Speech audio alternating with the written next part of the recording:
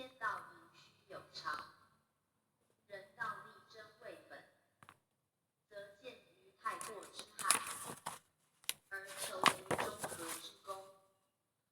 不用壮而用往，往则克力于政，而常保其壮矣。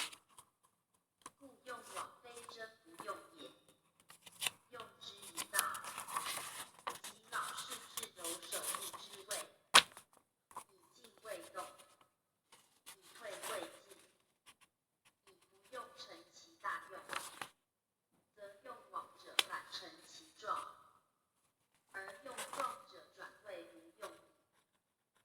故曰真利。真则自护而不求于外，利则自替而有介于中。真以为己，则得也日明；利以兼物，则道恒日大。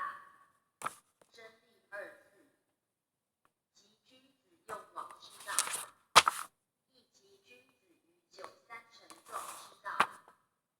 盖不外本干九三之序耳。乾坤的乾。壮以雷反，雷则不壮。低阳补阳，肥壮之阳也。以九三之象如肥阳，而其形甚奇，其境甚勇，故有触藩之象。藩者足也，有凌诈之类。谓低阳虽壮勇，而在藩中，虽触之，而不易出，乃雷其角。则阳虽触藩，仅出其角，身在藩中，虽壮无用，惟角得出，乃不以壮而以雷，则民出者以雷，而不以壮。壮反谓累，雷则可进可退。正如小人用壮，反受其害。君子用往，乃于于行。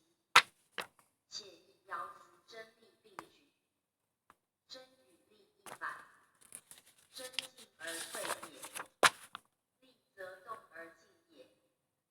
可见九三一爻，进退一无，动止亦用。